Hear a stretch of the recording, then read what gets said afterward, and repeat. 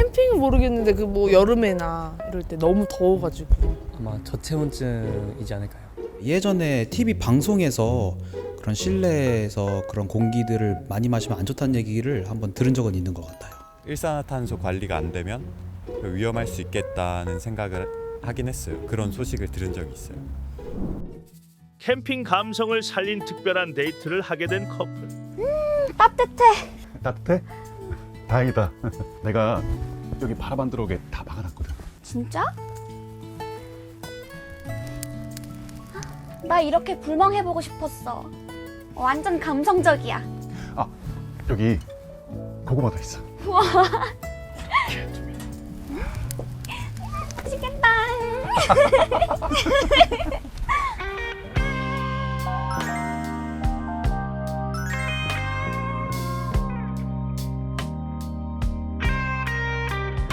그렇게 고구마도 익어가고 사랑도 익어가던 텐트 데이트는 놀랍게도 둘 다 병원에 실려가는 것으로 끝이 났는데, 불멍과 함께 데이트를 즐기던 커플에게 도대체 무슨 일이 일어난 것일까?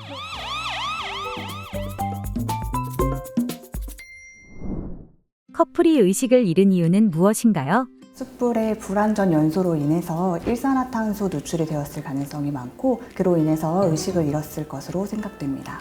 일산화탄소가 인체에 위험한 이유는 무엇인가요? 일산화탄소 경우에는 적혈구 내에 있는 헤모글로빈이라는 데 산소가 결합해서 산소를 체내에 나르게 되는데요. 일산화탄소는 그 헤모글로빈의 산소보다 훨씬 한 250배 정도 잘 결합하게 됩니다. 그렇기 때문에 산소 대신 일산화탄소가 결합하게 되고, 그만큼 체내에 이송되는 산소가 많이 부족하게 돼서 산소 부족 증상이 생기게 됩니다. 일산화탄소 중독의 증상은 무엇인가요? 일산화탄소 중독의 경우에는 경증인 경우에는 뭐 두통이 생긴다던가 어지럼증, 메스꺼림 같은 증상이 생기기도 하는데, 중증도의 경우에는 의식을 잃기도 하고 심장 통증이 생기기도 하고 아니면 심한 경우에는 사망에 이르는 경우도 있습니다. 하지만 이런 일산화탄소 누출의 경우에는 사실은 일산화탄소라는 그 가스 자체가 무색, 무취, 그리고 무미이기 때문에 이것을 미리 알아차리는 것이 굉장히 쉽지 않습니다.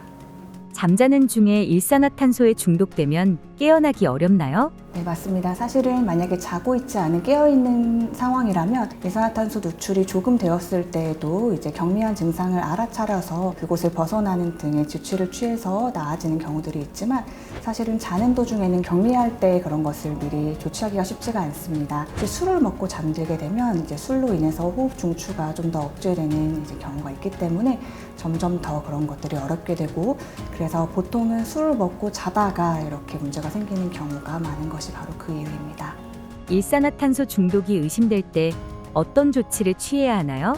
일산화탄소 중독이 의심된다면 가장 중요한 것은 일단 환기를 잘 시키고 그 일산화탄소 중독이 일어나는 곳에서 벗어나는 것이 가장 중요합니다. 그리고 119에 도움을 요청해서 산소 치료를 시행하면서 병원에 가는 것이 중요합니다.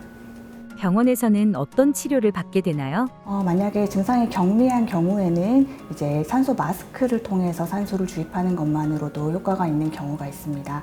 그러나 만약에 의식을 잃거나 심장 통증이 있거나 그렇게 증상이 많이 심한 경우에는 고압 산소 치료를 빨리 받는 것이 가장 중요합니다. 그래서 무엇보다 제일 중요한 것이 산소 치료를 하는 것이고, 추가적인 검사를 통해서 또 다른 치료들을 함께 시행할 수 있겠습니다. 치료를 받은 후에도 후유증이 남을 수 있나요? 어떤 증상이 있었는지 아니면 중독의 정도에 따라서 다르게 되는데요. 만약에 심장 쪽에 문제가 생긴다면 그로 인한 후유증이 생길 거고, 뇌 손상이 있다면 의식장애나 기억력 저하나 그런 증상들이 같이 발생할 수 있겠습니다. 중독의 정도가 굉장히 경미한 경우에는 후유증이 남지 않은 경우도 많습니다. 그러나 만약에 중독의 정도가 심하거나 누출의 시간이 길거나 아니면 개인차에 의해서 그런 후유증이 남는 경우도 있고, 아무 증상 없이 퇴원을 했다고 하더라도 뒤늦게 증상이 발생하는 지연성 뇌 손상이 발생하는 경우도 있기 때문에 주의가 필요합니다. 일산화탄소 중독은 예방이 중요하겠네요. 맞습니다. 가장 중요한 것은 사실 예방을 하는 것입니다. 오래된 전열기기나 아니면 난방기기, 가스기기 이런 것들에서 일산화탄소 불완전 연소로 인해서 일산화탄소가 생길 수가 있기 때문에 그런 기기들을 잘 점검해주고 잘 관리하는 것이 가장 중요하겠습니다. 그리고 혹시 겨울철에 뭐 캠핑을 하신다던가 아니면 실내에서 밀폐된 공간에서 무언가 하실 때에는 환기가 되는 상황이 가장 중요하기 때문에 창문을 연다거나 아니면 뭐 텐트의 일부를 열어둔다거나 그런 식으로 조치를 취하시는 것이 중요합니다.